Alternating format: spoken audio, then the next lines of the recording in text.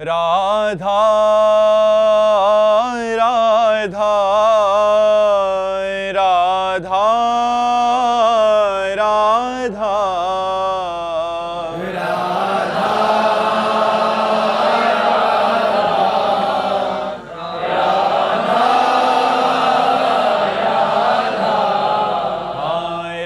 राधा राधा राधा राधा राधा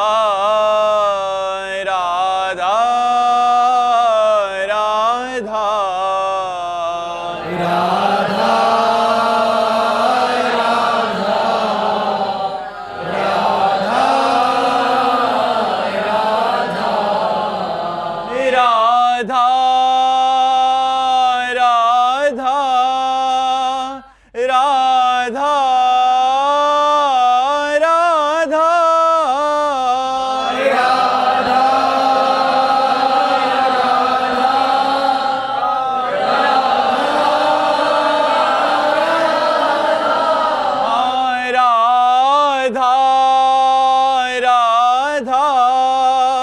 राधा राधा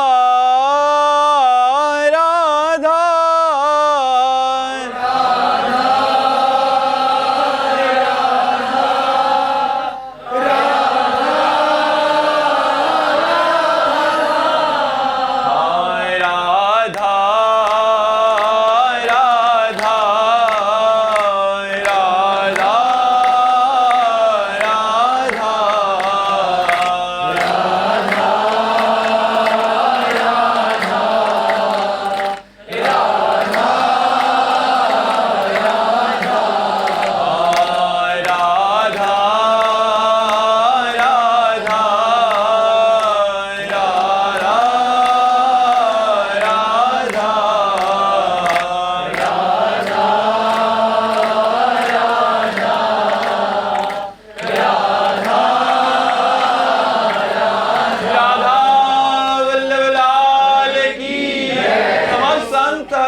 भक्तन की वृंदावन धाम की सतगुरुदेव भगवान की। धीरज जी राजस्थान से। राधे राधे महाराज जी, आपके चरणों में कोटि कोटि प्रणाम। महाराज जी, आपने एकांतिक में एक बार यह कहा था कि पति जो भजन करता है उसका आधा भजन पत्नी को जाता है और पत्नी जो भजन करती है उसका भजन उसी को रहता है। तो महाराज जी तब से मन बहुत विचलित है कि शादी करूं या ना करूं, मतलब ऐसे ही बहुत थोड़ा सा भजन होता है उसमें भी आधा वो ले जाएगी तो मतलब गड़बड़ सा हो जाएगा। भाई देखो, जब पाणी ग्रहण संस्कार होता है तो हम पत्नी का हाथ अपने हाथ में लेते हैं और संकल्प बुलवाया जाता है, आज से तुम्हारे जीवन की रक्षा और भरण पोषण और तुम्हारी कामनाओं की पूर्ति के लिए मैं संकल्प करता हूं आजीवन। वो तुम्हारी अर्धांगिनी हुई, उसने तुम्हारा हाथ नहीं पकड़ा, तुमने उसका हाथ पकड़ा है। इसलिए धर्म हमारा क्या करता है कि पत्नी की जो दिनचर्या है वो पति की सेवकाई है। समझना, पत्नी का कर्तव्य नहीं कि सुबह से माला लेके बैठ गई है, पत्नी को ऑफिस जाना है, वो बोले जी हमारे जब 11 माला पूरा हो जाएंगे तो चाय बनाऊंगी, अब वो पति बेचारा भूखा ऑफिस जाए, वो माला काम नहीं करेगी।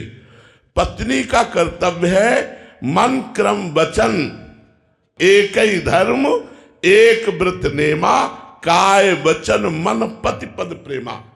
वो अपने शरीर से, अपने मन से, अपने वाणी से, अपनी चेष्टाओं से केवल पति की सेवकाई करे और पति जो धर्म करेगा, भजन करेगा, उसका हिस्सेदार पत्नी होगी। अगर पति मोक्ष पद के लिए कदम रख रहा है और पत्नी पति की सेवकाई में लगी हुई है तो वो केवल पति की सेवा से मोक्ष को प्राप्त हो जाएगी। पति सेवा पत्नी का परम धर्म है। अत्रि मुनि की केवल सेवा करती थी अनसुईया जी, और अत्रि मुनि ध्यानस्थ रहते थे।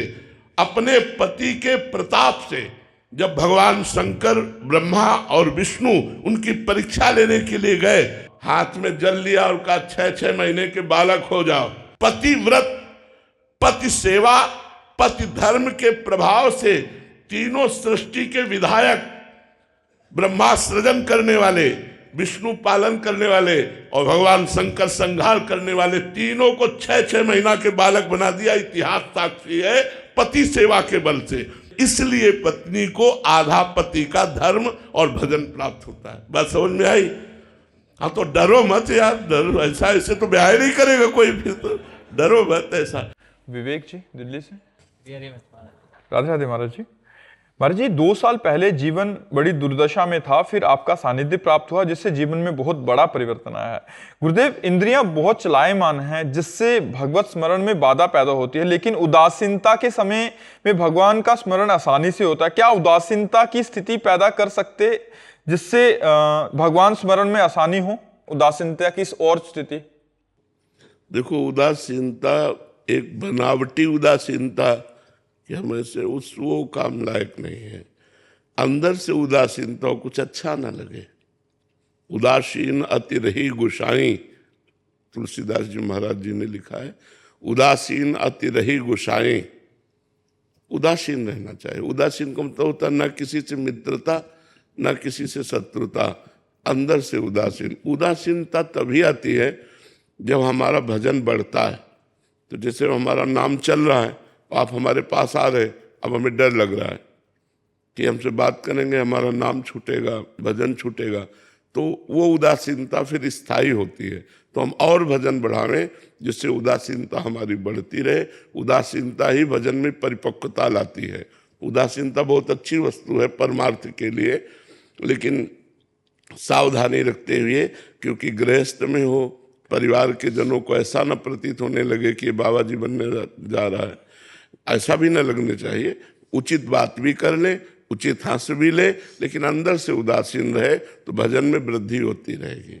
उदासीनता में कुछ अच्छा नहीं लगता, तो उदासीन अति रही गोसाई, अति उदासीनता तो ये भजन से ही आती है, बनावटी नहीं होती है जी। अभिषेक चौहान जी, बीकानेर। श्री हरिओम। राधे राधे महाराज जी। महाराज जी, गुरु प्रसाद से अपने साधन दिनचर्या को प्रमाद रहित बनाने के लिए भागवतिक बल का पूरा उपयोग करते हैं, सफल भी हो रहे हैं, परंतु अपने को सही चलता देखकर दूसरों में दोष बुद्धि एवं स्वयं ये में गलत सूक्ष्म है। अहंकार, ये गलत है और ये आगे नहीं बढ़ने देगी। अध्यात्म में दूसरों को देख करके अपने में उन्नति का लक्षण देखना ये अहंकार है, और दूसरों में भगवत बुद्धि करके अपने में दोष देखना ये दैन्यता है। ये दुर्गुण है, इसको छोड़ो। ये दूसरों को प्रणाम करो कि दूसरे तो सब भगवत स्वरूप हैं, कमी हम में है जो हम भगवान को न देखकर दोष दर्शन करते हैं। और जहाँ किसी पर दोष दर्शन होने लगे तुरंत उसे भगवत भाव से प्रणाम करो तो आप बच जाओगे।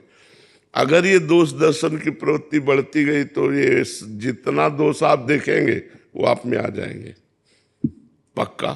इसलिए परदोष दर्शन, परदोष कथन, परदोष श्रवण, ये 3 बातें बहुत खतरनाक है।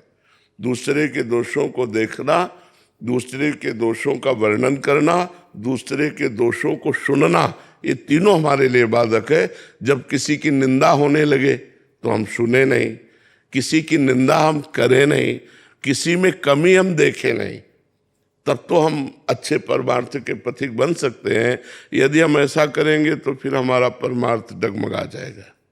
इसलिए ठीक से चलें। सपना कुकरेजा जी, राधे राधे महाराज जी। महाराज जी, क्या नाम जप और ईश्वर की तरफ जाते हुए सांसारिक सुख की कामना रखना गलत है? गलत क्या है? जैसे हम हंसना चाहें और गाल फुलाना चाहें तो क्या हो सकता है क्या? तो हंसेंगे तो गाल नहीं फूलेंगे और गाल फूलेंगे तो हंसेंगे नहीं। एक संग नहीं होए भुआलू, हंसब ठठावब फुलवब गालू। उस स्वामी तुलसीदास जी ने कहा है, एक साथ जैसे गाल फुलाना और हंसना नहीं हो सकता, ऐसे ही एक साथ विषय भोगों की चाह रखना और भगवत भजन करना, ये एक साथ नहीं हो सकता। विषय भोगों की चाह अगर है तो भजन बनेगा ही नहीं, और भजन है तो विषय भोगों से वैराग्य अवश्य होगा। हाँ, प्राथमिक दशा में ऐसा हो सकता है कि हमारा भजन भी चल रहा है और विषयों की चाह भी चल रही, लेकिन उन्नति के लिए हमको विषय चाह का त्याग करना पड़ेगा, तभी हमारा भजन ठीक से चल पाएगा। तो हम विषयों की तरफ घृणा बुद्धि करें, ऐसी भगवान से प्रार्थना हो कि विषयों की तरफ घृणा बुद्धि हो और भगवान की तरफ महत्व बुद्धि हो, तब हमारा भजन बढ़े। अगर विषय भोगों की लालसा तो बहुत हृदय मलिन कर देता है। विषय भोगों की लालसा हृदय को मलिन करता है, और मलिन हृदय में भजन की रुचि नहीं रहती। तो हमें अगर भजन में रुचि बढ़ानी है तो विषय भोगों से हटना पड़ेगा, और विषय भोगों से हटना बड़ा कठिन है, क्योंकि बहुत जन्मों से उसी में हम लगे रहे तो वो सुखद लगता है। अच्छा, भजन में कोई सुख अभी मिल नहीं रहा, तो इसलिए हमारा मन ज़्यादातर विषय भोगों की तरफ ही जाता है। तो थोड़ा एक कष्ट की यात्रा है कि विषय भोगों की तरफ जाते हुए मन को विषय ना भोगने देना और डट कर भजन करना, तो फिर वो आगे क्रॉस कर जाएगा। भूमिकाएं होती है ना, फिर वो आगे क्रॉस कर जाएगा। और अगर भोगों में लगा रहा तो चाहे 50 वर्ष भजन करे, तो 50 वर्ष भोग और भजन तो क्रॉस ही नहीं कर पा रहा, उसी कक्षा में फेल होकर के पड़ा हुआ है, तो फिर उसे लगता है कि अब कोई लाभ नहीं मिला। इसलिए हमें विषय त्याग कर भजन में लगना चाहिए। प्रदीप जी दिल्ली से। राधा वल्लभ श्री हरि। श्री हरिवंश महाराज जी। महाराज जी, मन में विचार आए ही ना और शांत और विचार शून्य और पवित्र बना रहे, ऐसे के लिए क्या? नाम जप, बार बार नाम जप करने से पहले कुविचार हमारे जो अंदर बसे हुए हैं वो निकलेंगे। वो जब निकल जाएंगे तो हमारा मन कुविचार से रहित हो जाएगा, सुविचार आएंगे, सुंदर विचार आएंगे। वही विचार फिर भाव बन जाते हैं, और भाव से फिर भगवान की प्राप्ति हो जाती है। तो हमको चाहिए कुविचारों को रोकने के लिए, अब जैसे कुविचार चल रहा है तो हम राधा राधा राधा राधा, साथ में कुविचार भी चल रहा है और राधा राधा, तो राधा नाम के प्रभाव से कुविचार डिलीट हो जाएगा, वो अपना संस्कार नहीं बैठा पाएगा, तो हमारा हृदय पवित्र होता चला जाएगा। अगर नाम नहीं चल रहा तो जो कुविचार चल रहा है वो हमारे हृदय में संस्कार डालेगा, वो आगे नया कुविचार फिर उत्पन्न करेगा। और अगर नाम जप कर रहा है तो जो कुविचार चल रहा है वो नया कुविचार उत्पन्न करने की सामर्थ्य नहीं रखता और स्वयं डिलीट हो जाएगा। अर्जुन पांडे जी उज्जैन से। श्री हरिवंश महाराज। राधे राधे महाराज जी। महाराज जी, क्या गुरुदेव भगवान में पूर्ण आसक्त होने से इष्ट और आचार्य में पूर्ण रति हो जाएगी? हाँ, हो जाएगी, क्योंकि ध्यान मूलम गुरु मूर्ति, पूजा मूलम गुरु पदम। इसीलिए भगवान गुरु रूप धारण ही करते हैं, क्योंकि भगवान का रूप हमने देखा नहीं तो आसक्ति होगी नहीं, आचार्य को हमने देखा नहीं तो आसक्ति होगी नहीं। तो आचार्य और इष्ट रूप गुरुदेव भगवान प्रकट हैं, तो उनके हाव भाव देखना, दर्शन, बातचीत हम कर सकते हैं। तो हम उनसे जब प्यार करते हैं, भगवान कपिल देव जी ने भागवत में माता देहूति जी से कहा है कि जो आसक्ति संसार में बंधन का कारण है, वही आसक्ति यदि संत महात्माओं गुरुजनों से हो जाए तो मोक्ष का खुला हुआ द्वार है। वही आसक्ति हो जाए तो ध्यान मूलम गुरु मूर्ति, तो हर समय गुरुदेव का ध्यान होगा, हर समय उन्हीं में चिंतन बना रहेगा। तो गुरुदेव का चिंतन, इष्ट का चिंतन, आचार्य का चिंतन एक ही बात है। भक्ति भक्त भगवंत गुरु चतुर नाम बपु एक, इनके पद बंधन के नासत विघ्न अनेक। चाहे भक्ति हो या भक्त हो या गुरु हो या भगवान हो, ये कहने को चार हैं, वस्तुतः एक ही है। बपु एक, भक्ति भक्त भगवंत गुरु चतुर नाम बपु एक, इनके पद बंधन की नासत विघ्न अनेक। तो जो गुरुदेव की आराधना करते हैं, गुरुदेव में आसक्त चित्त होते हैं, उनको तो भगवान मिल ही जाते हैं, फिर दुर्लभ क्या वस्तु है। रविंद्र कुशवाहा जी। राधा वल्लभ श्री हरिवंश। श्री हरिवंश महाराज जी। महाराज जी, शीघ्र ही माया मल का नाश कैसे होगा? शीघ्र तो नहीं होने वाला। जैसे पुराना दाग हो ना, तो कई बार गर्म पानी में डाल के और सब वो जो उसके दाग मिटाने वाले केमिकल हैं उसमें डाला जाता है, तो वो धीरे धीरे दाग खत्म हो जाता है। तो ये जो नाम जप है, भगवान की कथा है, ये हमारे हृदय रूपी मल को साफ करती है। तो जब बहुकाल करी सत्संगा, जब बहुत काल सत्संग करें, बहुत काल नाम जप करें, बहुत काल तक लगे रहें, तो अनंत जन्मों का मलिन मन का दाग चला जाएगा। और मन का दाग है यही काम क्रोध लोभ मोह मद मत्सर, यही जब चले जाएंगे तो निर्मल मन हो गया। और निर्मल मन जन सो मोहि पावा, मोहि कपट छल छिद्र न भावा। निर्मल जन ही भगवान को प्राप्त कर पाता है। तो जो मन की मलिनता है, अगर सोचो कि आज शाम तक खत्म हो जाए, ऐसा नहीं है। जब बहुकाल सातु दीर्घ काल निरंतर सत्कार से वितो दृढ़ भूमि। जब दीर्घ काल तक निरंतर हम आदर के सहित भगवान का नाम जप करते हैं, भगवान की कथा सुनते हैं, तो ये मन का मलिनता, मन का जो मल है, काम क्रोध आदि जो दोष हैं, ये धीरे धीरे शांत हो जाता। तुरंत ऐसी कोई दवा नहीं है, क्योंकि हम लोग उसी में मार्ग में चल रहे हैं ना, तो तुरंत दवा नहीं है। बहुत काल तक ये बने रहते हैं, धीरे धीरे ये नष्ट होते हैं। बहुत हिम्मत करके इस मार्ग में धीरे धीरे चलता रहे, गलत आचरणों में ना उतरे तो ठीक हो जाएगा। गुलशन मिश्रा जी। राधे राधे। राधे राधे महाराज जी। महाराज जी, जब इंसान चारों तरफ से हार जाए और बिल्कुल अकेला सा पड़ जाए, तो नाम जप का सहारा लेकर दोबारा शुरू करने का हौसला कैसे लाएं महाराज जी? मन बहुत वो अपने आप हौसला आ जाएगा जब नाम जप करोगे। तो नाम जप से, और देखो एक तुम्हें बात बताएं, ये संसार नाशवान, परिवर्तनशील, तो धोखेबाज, ये धोखेबाज भी है। आप इस शरीर से बहुत प्यार करते हैं, धोखा दे जाएगा एक दिन, नहीं दे जाएगा? तो संसार धोखेबाज भी है, ये तैयार रहे। संसार का परिवर्तनशील स्वभाव है, संसार का धोखेबाज स्वभाव है, संसार नाशवान है। ये जब अपने दिमाग में रखोगे तो आपको कोई आश्चर्य नहीं होगा, यार है ही ऐसा। तो संसार में हार जाना, थक जाना, निराश हो जाना, उदास हो जाना, हताश हो जाना, ये है। आज किसी की उन्नति हो रही, कल अवनति होगी। आज सुखी है, कल दुखी होगा। आज विपत्ति है तो कल संपत्ति आ जाए। ये खेल है संसार का, ये अच्छे से समझ लो। अध्यात्म क्या होता है? वो दिमाग को मजबूत करता है। तो बड़ी से बड़ी विपत्ति में भी वो धैर्यपूर्वक काम लेता है, नहीं एकदम घबरा जाएगा। हम सोचे कुछ है और उसके विपरीत हो रहा है तो हम घबरा जाएंगे कि नहीं? लेकिन हमारी सोच ही है कि ये सब धोखेबाज, नाशवान, परिवर्तनशील है। आज सर्वांग पुष्ट हैं, कल रहेंगे कि नहीं पता नहीं।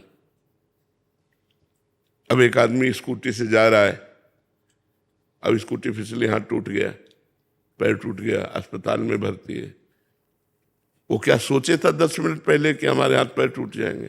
टूट गए। एक्सीडेंट हुआ, जान चली गई। ये है ऐसा संसार। तो हम भगवान का स्मरण करते रहे। हरि स्मृति सर्व विपद विमोक्षणम। भगवान का स्मरण ही समस्त विपत्तियों से बचाता है। तो हम जब गाड़ी से चलें तो नाम जप करते चलें, जब कोई व्यापार करना शुरू करें नाम जप करते हुए, भगवान को प्रणाम करके, भगवान का आशीर्वाद लेकर, जब कोई हानि हो जाए तो भगवान की तरफ देखे कि आज हानि हुई है, कल लाभ मिल जाएगा। बहुत धैर्यपूर्वक संघर्ष में जीवन सबका होता है।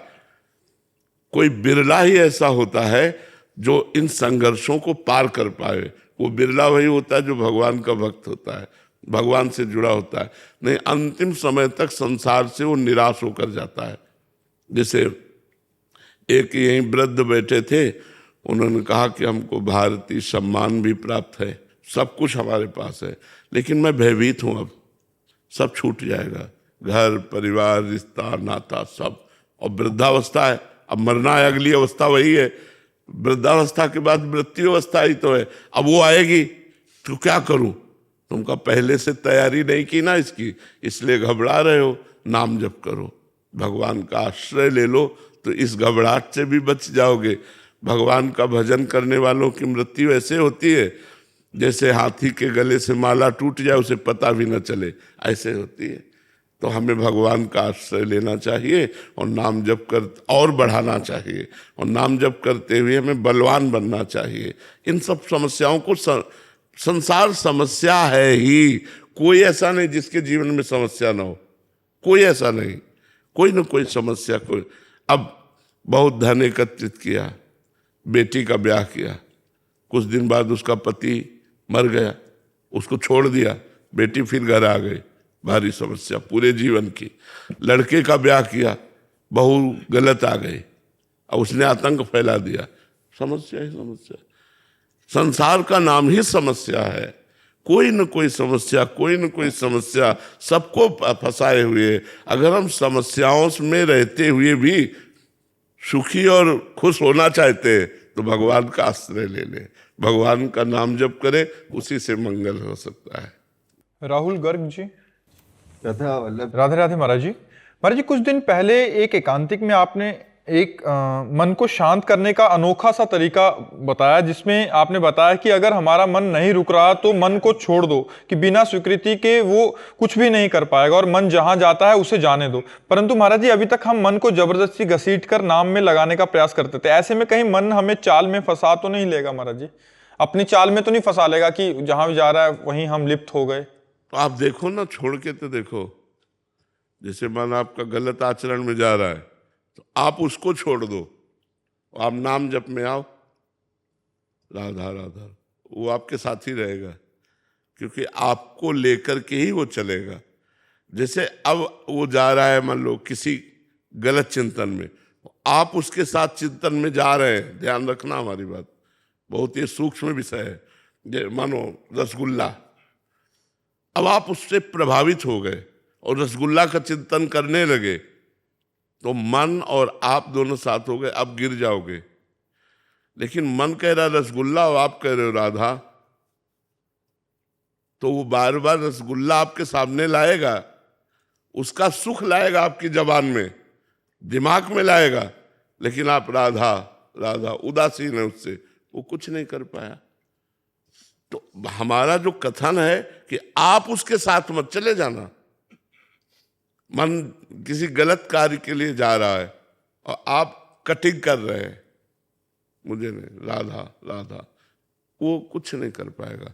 अगर आप उसके साथ चले गए चिंतन में ऐसे ऐसे, तो फिर वो आपका संकल्प बना देगा, और जहां मन में संकल्प बना फिर वो क्रिया करा के रहता है, वो बलवान है। तो ये चतुरता है अंदर की कि वो जा रहा है, अच्छा जैसे मन जा रहा है, अब हम नहीं, हम उसका साथ ना दें, वो क्या करेगा हमें बताओ, क्या कर सकता है? वो हल्ला मचाता रहे, आप चुप, राधा राधा राधा, वो आपको जलाएगा इस बात से। उस जलन को सह गए, वही तपस्वी है। ताप को सहना ही तपस्या कहते हैं।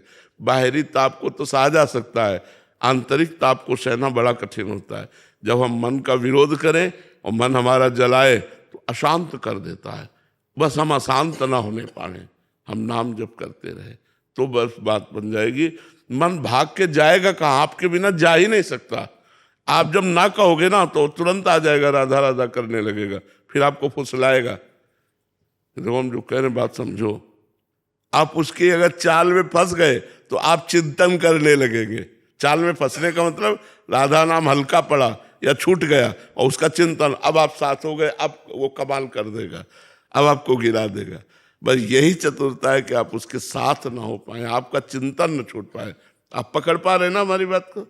हाँ, तो आप इस पर विजय प्राप्त कर लेंगे। है बड़ा कठिन, ये लंबे समय तक युद्ध करता है, फिर आपका साथ भी देता जाएगा, आपके खिलाफ नहीं हो सकता, पक्की बात है। ये आपको छोड़ नहीं सकता, आप उसको छोड़ दीजिए पर वो आपको नहीं छोड़ेगा, और आप उसको नहीं छोड़ रहे तो आपको बख्शेगा नहीं, आपको मार डालेगा, गिरा देगा। मार डाले का मतलब है वो गिरा, और मार भी डालता लोग कर लेते हैं, मन से तो कर लेते हैं। तो ये किनका हुआ? जो मन के गुलाम बन गए, और मन को गुलाम बना लो तो भगवान की प्राप्ति करा देगा। मन के अधीन जो हो गया उसकी दुर्गति कर दी, और मन को जिसने अधीन कर लिया वो सदगति को प्राप्त हो गया। यही खेल है, विषयी मन ही दुर्गति है और भागवतिक मन ही सदगति है। नारायण राजपूत जी। राधे राधे महाराज जी। महाराज जी, आजकल कलयुग के प्रभाव से चारों तरफ पाखंड, झूठ और शोषण ही देखा जाता है। इसके चलते कभी कभी सज्जन लोग और साधु संतों में भी दोष दर्शन का भय रहता है, उन पर श्रद्धा कमजोर पड़ने लगती है। इससे कैसे बचा? हाँ, वैसे आप जो कह रहे हैं ये बाह्य दृष्टि है, इसे बाह्य दृष्टि, इसमें भी हमने हाँ मिलाया क्योंकि है बाह्य दृष्टि में। लेकिन अंतर्दृष्टि में भगवान है कि नहीं? सब में भगवान है कि नहीं? सब जगह भगवान है कि नहीं? तो यदि मैं सब में और सब जगह भगवान देखने लगूं तो फिर पाखंड कहाँ दिखाई देगा? मेरा मालिक नाटक कर रहा है, एक जगह सत्य का नाटक कर रहा है, एक जगह पाखंड का नाटक कर रहा है। फिल्म तभी बढ़िया होती है जब हीरो से जोरदार खलनायक हो, तब मजा आता। नहीं आता है? बोले खलनायक कौन? बोले अमुक। ये फिल्म है भगवान की संसार रची हुई और टॉप की है इसमें।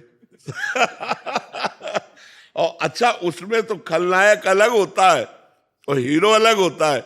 इसमें हीरो भी वही है, खलनायक भी वही है। टॉप का खेल हो रहा है। बस समझ लो वही परमात्मा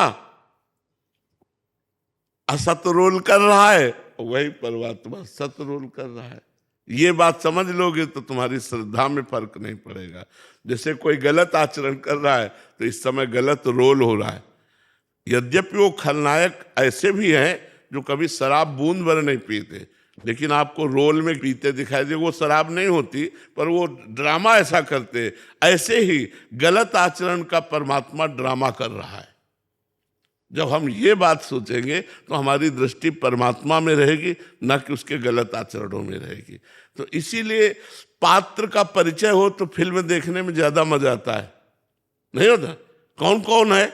बोले अमुक। अरे फिल्म तो क्या कहना है, पात्र का परिचय तुम नहीं रख रहे हो, तुम केवल रोल देख रहे हो। तभी का ये बाहरी बात है और इसमें भी हम मिलाते हैं। बाहरी रोल तुम देख करके बात कर रहे हो, इसलिए तुम्हें दुविधा हो जाएगी कि आदमी गलत है। अगर आंतरिक बात देखोगे कि रोल कौन कर रहा है और ये रोल है, तो आपको देखने में मजा आएगा।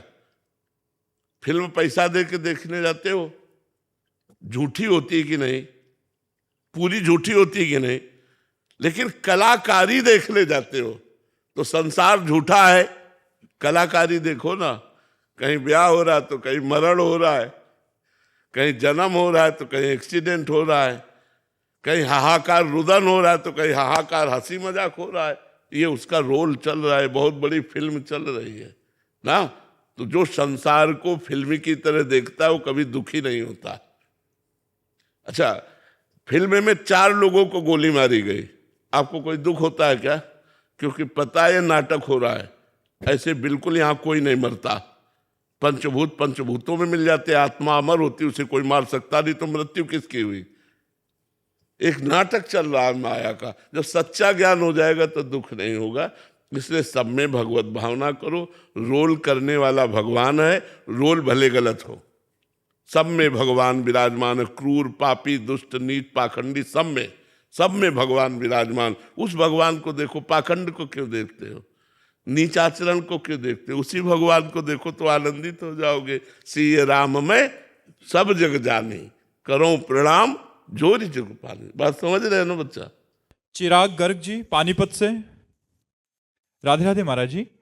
महाराज जी आपके चरणों में कोटि कोटि प्रणाम। महाराज जी, जैसे माया अपना आकर्षण करती है बार बार, क्या भजन मार्ग में भी वैसा आकर्षण होता है महाराज जी? हाँ, होता है।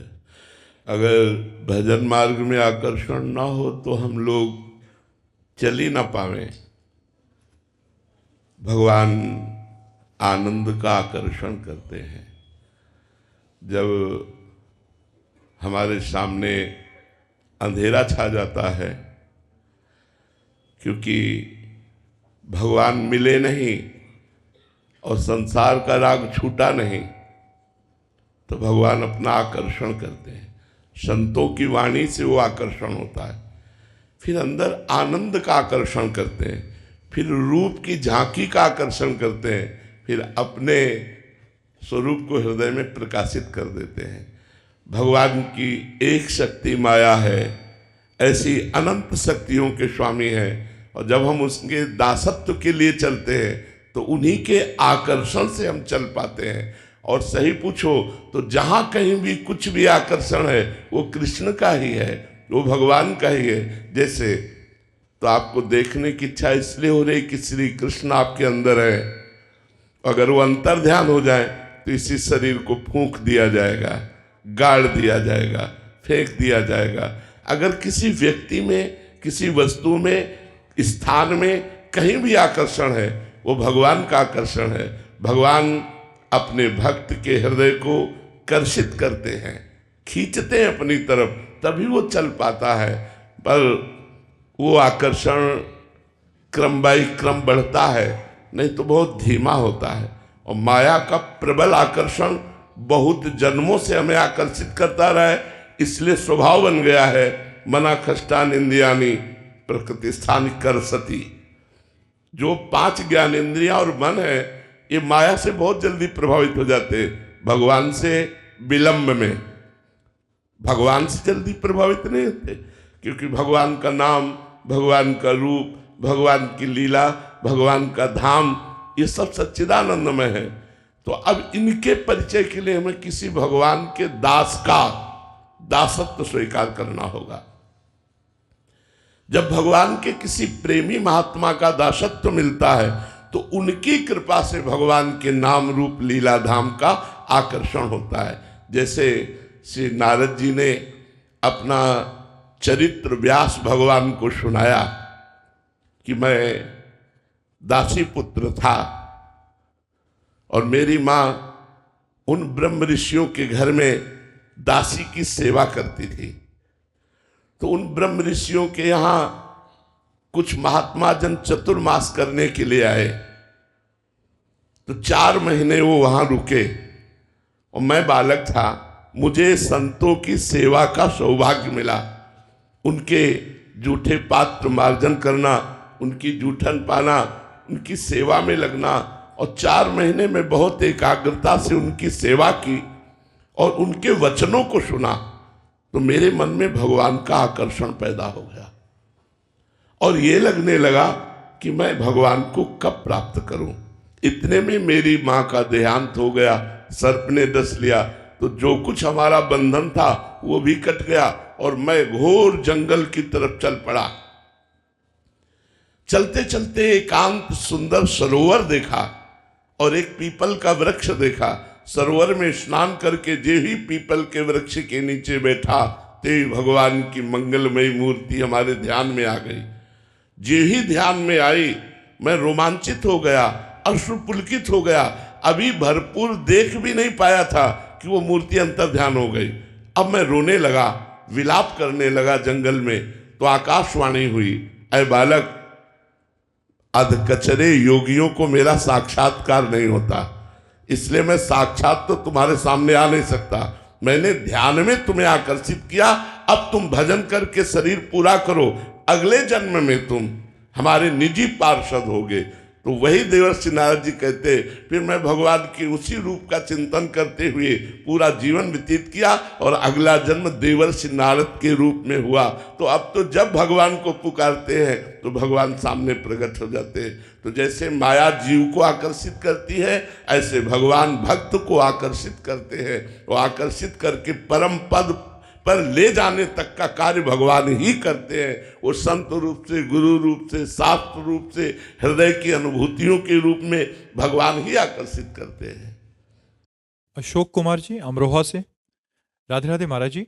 महाराज जी, भजन में दीर्घ काल तक मन स्थिर ना रहने का कारण क्या है और इसका समाधान क्या हो सकता है? मन की मलिनता, मन का भोगाकर्षण, मन की संसार प्रियता, ये हमारे मन को चंचल करती रहती है। जैसे हम एकाग्र होकर भजन करते हैं तो कहो 2 दिन भजन में बहुत मन लगे, तीसरे दिन फिर भोगों में चला जाए, क्योंकि पूर्वाभ्यासी वो भोग का है, भगवान का नहीं है। अगर पूर्व में हमने भगवान का भजन किया होता तो हम भगवत प्राप्त महापुरुष होते।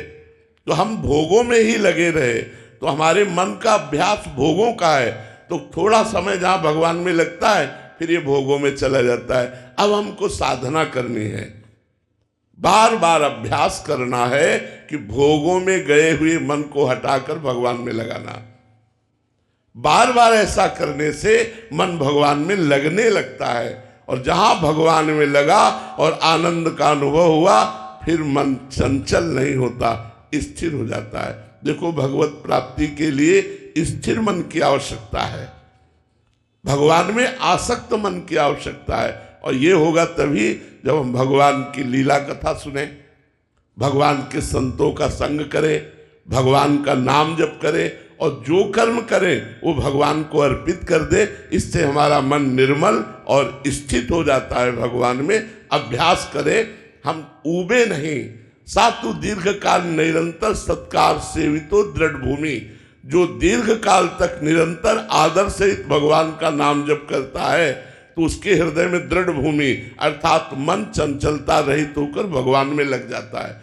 इसलिए हमें दीर्घ काल तक अभ्यासरत रहना है, बार बार भोगों में जाते हुए मन को हटाकर भगवान में लगाना। यद्यपि ऐसा करने में बड़ी कठिनता प्रतीत होती है पर असंभव नहीं है।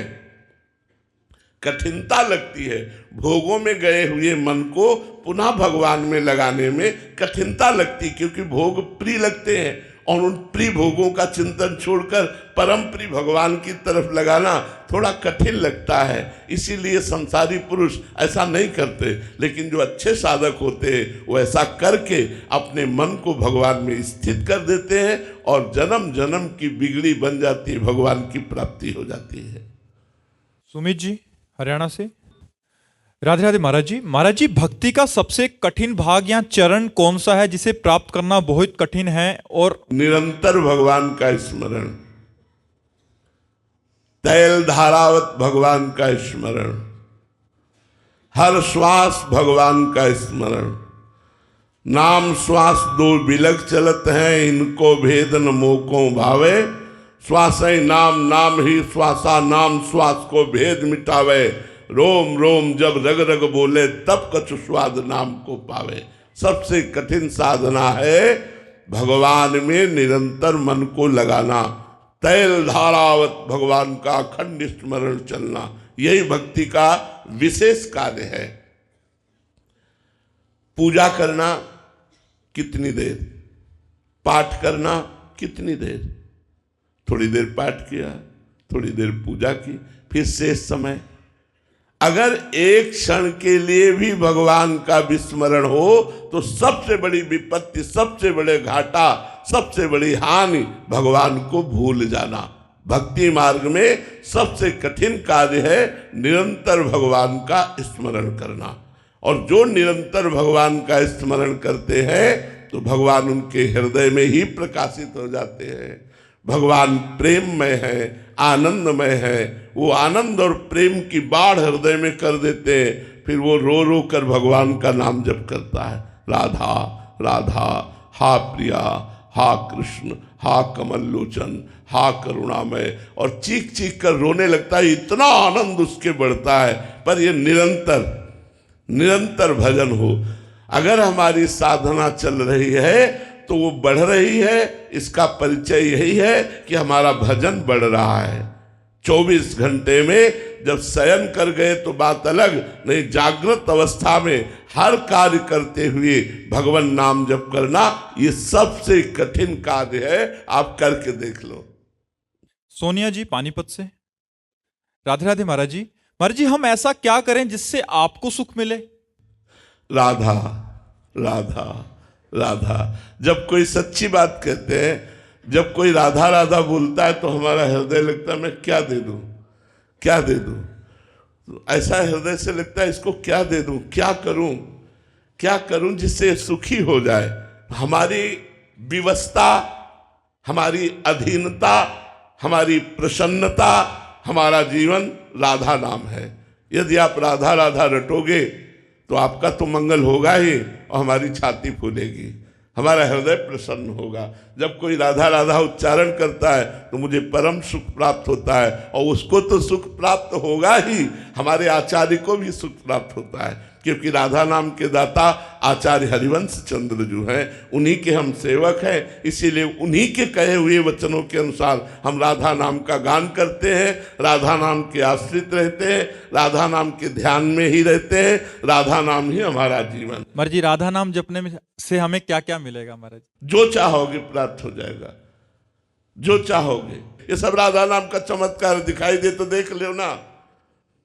और ये हमारे राधा नाम का फल नहीं है, ये ब्याज है। फल तो होगा, हम निकुंज जाएंगे, श्री जी के पास जाएंगे, अपनी प्रिया जी की सेवा में रहेंगे। ये फल है। हम जिंदा बता रहे तुम्हें, मरने के बाद नहीं, हम जिंदा तुम्हें बता रहे हैं कि हम प्रिया जी के पास जाएंगे, इसमें 100% कोई संशय नहीं। और अपनी प्रिया जी की सेवा में रहेंगे, हम ठसक से कह रहे हैं। और ये है ब्याज।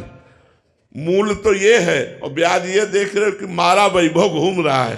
तो राधा नाम जपो, तुम्हें जो चाहिए वो प्राप्त होगा। वादा करते हैं जो चाहिए वो प्राप्त होगा, केवल राधा राधा जपो, और ना चाहिए तो राधा रानी प्राप्त होंगी, श्री कृष्ण प्राप्त हो जाएंगे। मान लो, हमारी बात मान लो। महाराज जी हमें संसार भी चाहिए और भगवान भी चाहिए, दोनों मिलेंगे? दोनों तो हम दिखा रहे हैं तुमको, दोनों ही तो दिखा रहे हैं।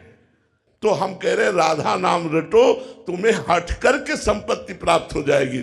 चाहो तो तुम जो चाहोगे, पर नाम पहले तुम्हारे पाप नष्ट करेगा, फिर तुम्हारी कामनाओं की पूर्ति करेगा। पहले नाम जप करो, जो तुम्हारे पाप है उनका नाश हो, फिर नाम आपका जब फल प्रकाशित होगा तो आप निहाल हो जाओगे। अंकित जी, महाराज जी मैं इतना जानना चाहता हूं कि सब कुछ करने के बाद भी, भजन भी थोड़ा सा कर रहा हूं, अच्छे काम भी कर रहा हूं, फिर भी थोड़ा सा मन अशांत है महाराज जी, ऐसे में इसको शांत कैसे करूं? हमारी पूरी थोक में बात सुन लो, फुटकर की तो बात जाने दो। ये संसार नाशवान है, ये संसार परिवर्तनशील है, यहां जो भी देख रहे हो सब झूठा है। थोक में बात, झूठे संसार की आसक्ति चिंता, शोक, भय, विषाद ये प्रदान करेगी, प्रदान ही करेगी। चाहे जितना तुम रुपया कमा लो, चाहे जितनी व्यवस्था कर लो, तुम चिंतित रहोगे, तुम शोकित रहोगे। इनसे पूछो ये चिंतित है? नहीं, इनको भरोसा है महाराज जी। ये सब जितने हैं, पूछो इनसे तुम चिंतित हो कि तुम्हें कल भोजन मिलेगा कि नहीं? तो बोले महाराज जी जाने। महाराज जी से पूछो तुम चिंतित हो? अब कहते श्री जी जाने। अरे भैया, भगवान के भरोसे पर इतना बड़ा साम्राज्य चल रहा, तुम्हें कैसे बतावे, और तुम अपने 4-6 लोगों के लिए चिंतित हो। तो इसलिए हम कह रहे राधा नाम जो सच्ची कह रहे हैं, तुमसे दोस्त की तरह कह रहे हैं। अगर तुम संसार में सुखी होना चाहते हो, चिंता भय रहित होना चाहते हो, तो नाम जप करके देख लो, राधा राधा राधा राधा। अगर तुम सुखी ना हो जाओ तो कहना हाँ, इंतजार करना पड़ेगा। ऐसा नहीं कि आज तुम देख रहे हो वो जीवन भर रहा है, ऐसा नहीं रहा। कई कई दिन भोजन नहीं मिला, सर्दी गर्मी बरसात गाली गलौज सब सहते हुए जब नाम जप किया, तो उस नाम का प्रकाश आज ऐसा है कि आप देख ही रहे हो, खूब देख रहे हो, और उस नाम से सबको लाभ मिल रहा है। आप सब उसी नाम से तो लाभ लेने आए हैं, तो आप भी नाम जप कीजिए। चिंता शोक भय अगर जड़ से न खत्म हो जाए तो हमें कहना, ये हम राधा नाम के बल से कहते हैं। मरे हुए शरीर में भी जो चेतना डाले वो राधा नाम। तो भगवान के नाम के बल में अपार सामर्थ्य। हनुमान जी से राम जी ने पूछा, 400 कोस का समुद्र लांघकर जाना और रावण से सुरक्षित लंका को विध्वंस कर देना बहुत कठिन बात है। तो हनुमान जी ने क्या कहा, लाग सिंधु हाटक पुरजारा, निश्चर गण बद विपिन उजारा, नाथ न कछु मोर प्रभुताई। मेरी प्रभुता नहीं है, सो सौ तो प्रताप रघुराई। हे राम जी, ये आपका प्रताप काम कर रहा था, हनुमान काम नहीं कर रहा था, राम प्रताप काम कर रहा था। तो यहाँ प्रेमानंद काम नहीं कर रहा है, यहाँ राधा प्रताप काम कर रहा है, राधा नाम का प्रताप काम कर रहा है। वस्तुतः तो मैं मरा हुआ ही हूँ, मेरे में सामर्थ्य क्या है। डायलिसिस देखो, कल डायलिसिस नहीं हुआ, चेहरा सूज गया, चेहरा सूजा हुआ है, लेकिन हम खूब प्रसन्न हैं। हमारे जैसे प्रसन्न तुम सब मिलके नहीं होगे जितना हम प्रसन्न हैं। सही कहता हूं, तुम सब कहीं न कहीं चिंतित होगे, और हम पूरे प्रसन्न। न मरने का भय है, न जीने की इच्छा है, न मरने का भय है, न जीने की इच्छा है। बड़ा आनंद में जीवन राधा नाम की कृपा से है। तो आप भी आनंदित रहिए। बिना भगवान के नाम के आपका जीवन मृत जीवन है। चिंता शोक भय ये छोड़ेंगे नहीं जब तक नाम जप नहीं करोगे। जी। राधा राधा राधा राधा राधा राधा राधा राधा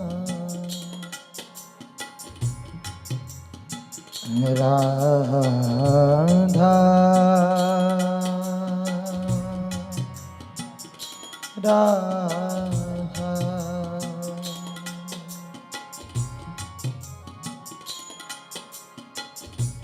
इतनो तो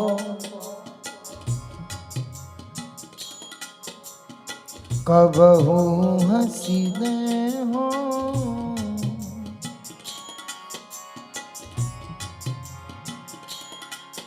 इतना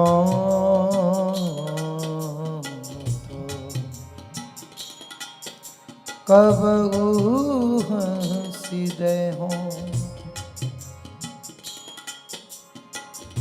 सुनहु कृपालु किशोरी राधे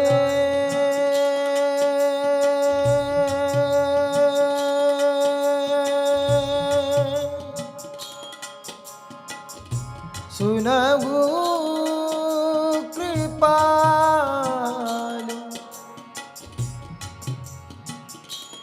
किशोरी राधे राधे